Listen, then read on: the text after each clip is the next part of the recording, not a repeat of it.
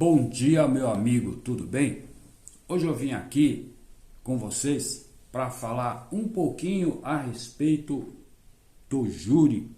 O júri é um tipo de processo especial. Júri é um tipo de processo especial, totalmente diferente dos outros tipos de processo. Por isso que ele chama especial. E ele, começando essa nossa conversa aqui, o júri trata só dos crimes dolosos contra a vida. Crimes culposos, aqueles outros tipos de crime, não vão para o júri. O que vai para o júri são os crimes dolosos contra a vida. Tá? Pode ser doloso contra um veículo, pode ser doloso contra a natureza, mas se não for contra a vida, não vai para o júri. O júri, senhores, divide-se basicamente em duas partes, tá? Primeira fase, segunda fase, né? Numa questão técnica, numa introdução técnica, nós podemos dizer que a primeira fase é o sumário do júri e a segunda fase é o juízo da causa. O juízo da causa.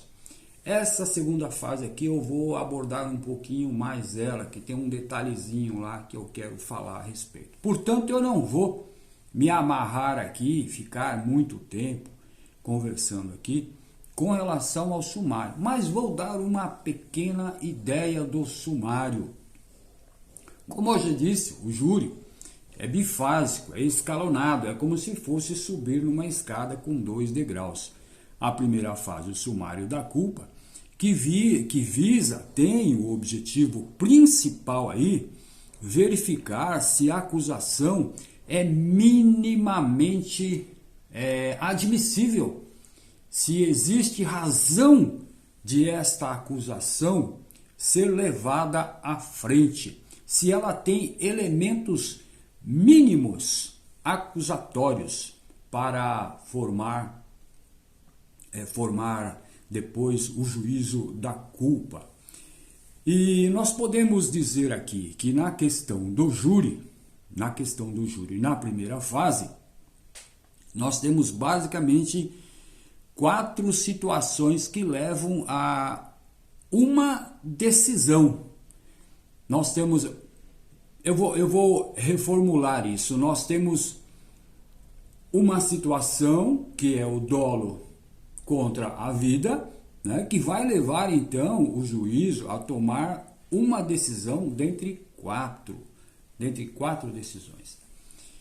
Essas 4 decisões, a primeira delas é a pronúncia, ou depois a impronúncia, ou a tão buscada absolvição sumária, lá prevista no 415.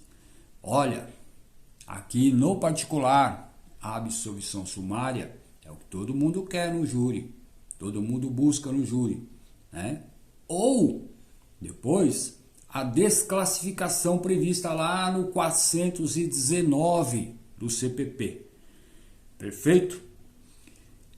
Eu não vou entrar aqui na questão do que é uma pronúncia, do que é uma impronúncia, do que é uma absolvição sumária e do que é uma desclassificação, porque eu vou passar um pouquinho mais à frente, né, e vou trazer para os senhores a questão da segunda fase, que trata do juízo da causa. O juízo da causa. O juízo da causa é a parte que todo mundo, a maior parte dos advogados, não quer que o seu cliente entre lá no juízo da causa. Por quê? Porque é ali, senhores, que ele vai para o plenário do júri.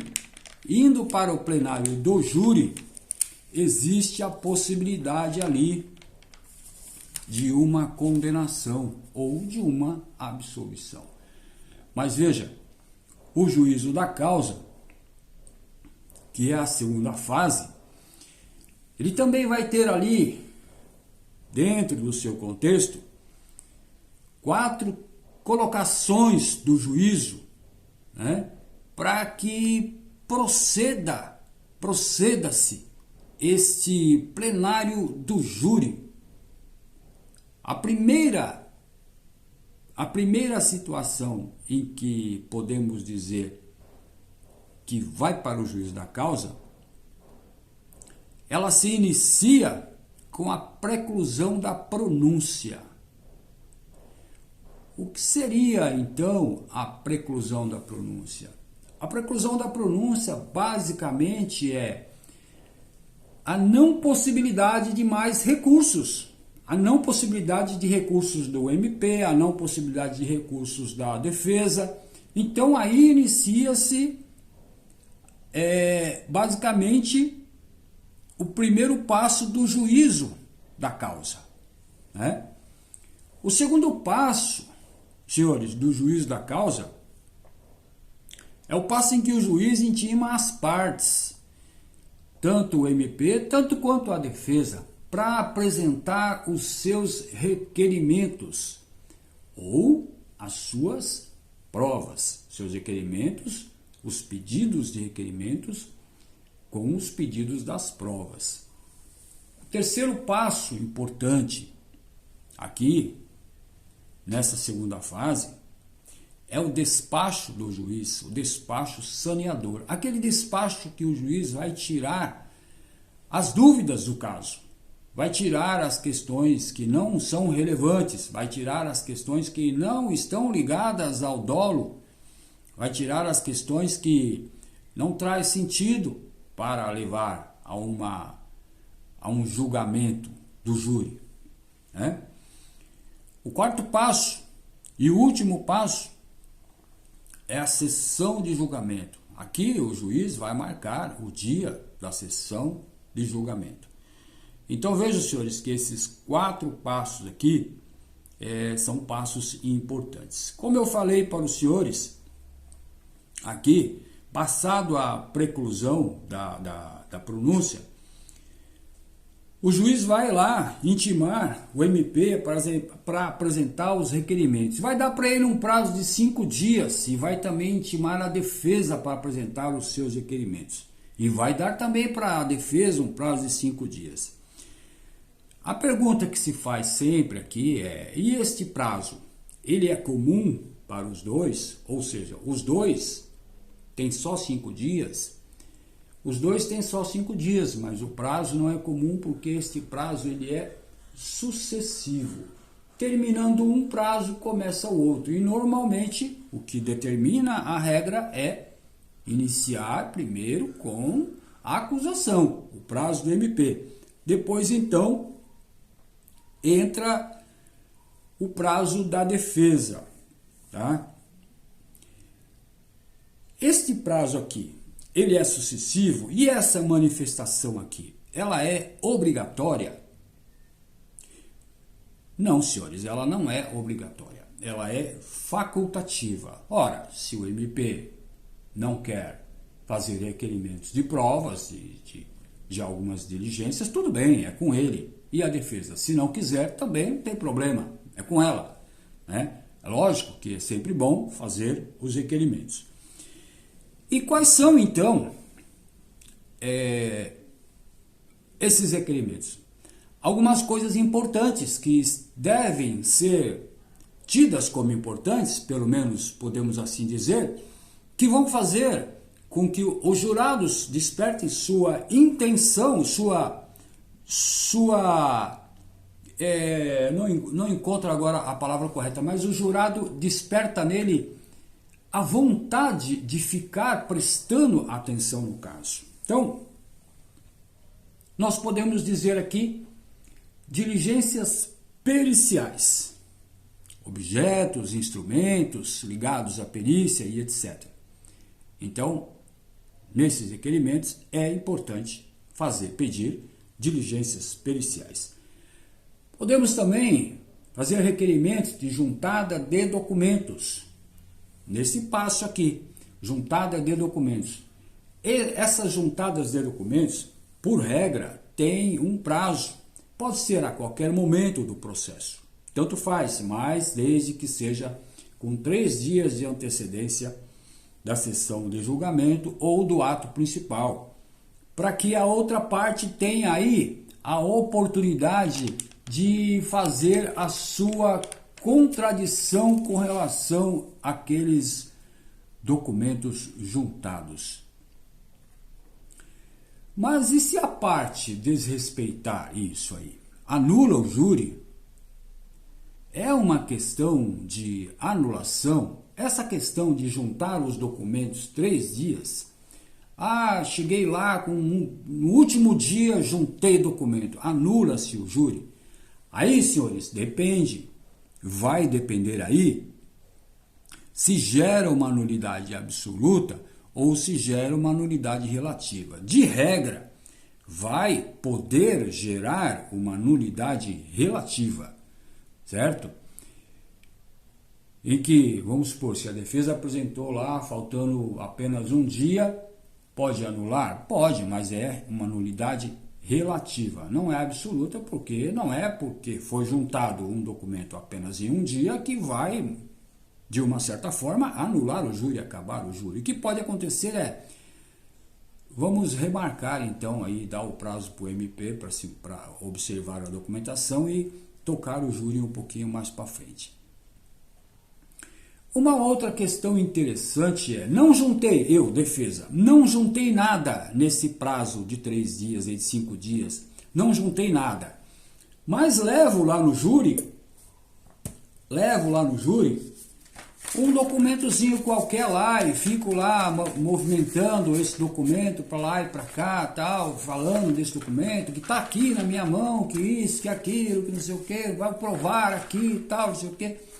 Mas não foi juntado nos autos. Não foi juntado nos autos. E está lá na mão da defesa lá, né? E aí, o que fazer? A defesa, talvez, peça lá, para que junte agora nos autos. Tá errado? Tá errado. Tá fora do prazo legal lá de juntar o documento. E a acusação? A acusação deve aceitar essa juntada, porque isso vai ser perguntado. Tudo bem, MP, aceita a juntar o documento? E aí, a acusação deve aceitar ou não deve aceitar?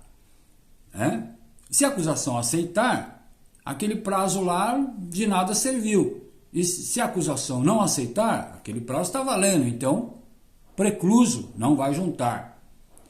Senhores, olhando para um lado acusatório, para um lado de acusação, é interessante que o MP aceite isso aí. Por quê? Porque isso vai colocar, se não aceitar, vai colocar em dúvida os jurados. E aquele documento importante que o advogado falou e o MP falou que não era para juntar, porque estava fora do prazo. Então vai dar um problema, certo? Na formação do juízo da causa, que é do jurado, vai dar um problema. Vai aparecer lá uma interrogaçãozinha na cabeça lá do juiz, dos jurados, dos 7 jurados. E a outra questão interessante aqui são os requerimentos das testemunhas. Ora, pode aparecer uma nova testemunha, né? Além daquela que foi lá na primeira fase. Então aqui é interessante colocar aqui as testemunhas todas, né? Para que tudo tenha uma eficácia. Em seguida, senhores, passando essas 4 situações, entra-se o que eu falei lá atrás, o despacho saneador. Despacho saneador tem a finalidade de sanear as nulidades, as diligências, colocar a data da sessão, elaborar o relatório do processo, que será entregue aos jurados.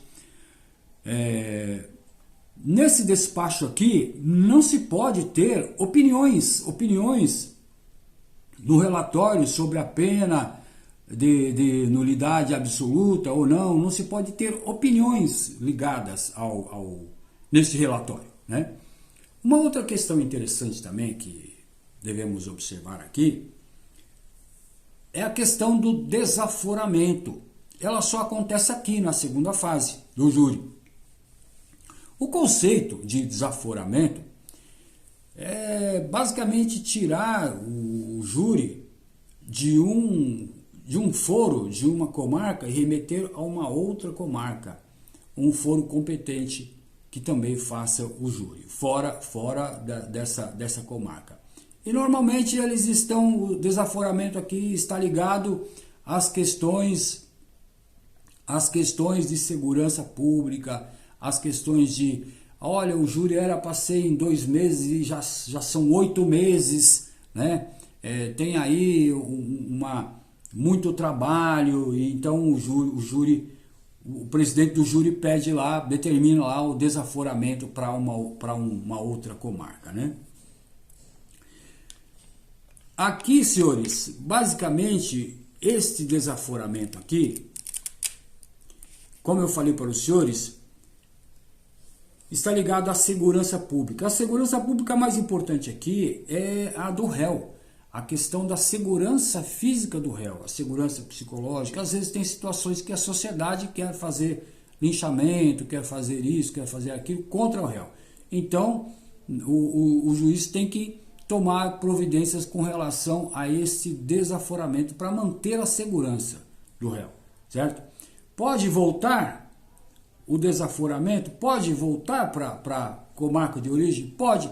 Resolvido toda a questão, pode voltar, não tem problema nenhum. Determinou o desaforamento, mas não chegou nem lá ainda para cumprir o desaforamento, mas teve solução do problema. Então, retorna-se pode voltar ao foro de origem, perfeito? Ao foro principal, ao foro de origem. Então, senhores, a parte que eu queria dar mais ênfase aí para os senhores é a questão dos requerimentos. Os requerimentos são importantíssimos. Os requerimentos eles vão dar aqui para a defesa ou para a acusação uma base sólida quando for fazer a sustentação oral, quando for fazer a sustentação no plenário do júri para os jurados. Com base nos requerimentos, se a defesa ou a acusação souber fazer os requerimentos que vão ampliar bem o seu leque de oratória, a questão do convencimento dos jurados é bastante relevante com base nos requerimentos. Porque os requerimentos, em regra, eles vão gerar provas. E nós todos sabemos que as provas são produzidas dentro do contraditório judicial. Perfeito? Dentro do contraditório judicial, na questão da sessão do julgamento do júri, é produzido na frente dos 7 jurados, e mais o juiz togado. Perfeito? O juiz togado não está lá à toa, ele está lá observando tudo, a fazer o policiamento do júri, né? Mas ele está observando tudo. E ali, na hora de dar uma sentença, de fazer a dosimetria ou de absolver, ele vai ter lá também na sua memória o que foi que ele observou, o que o jurado observou também, ele vai observar. Seria uma meta-observação, uma observação dentro ou por cima da outra, dentro da outra ou por cima da outra. Tá ok? Fica para os senhores hoje este pequeno comentário a respeito do júri. Basicamente, o mais importante aí seria a questão da segunda fase do júri. Um abraço, até a próxima e que Deus abençoe a todos.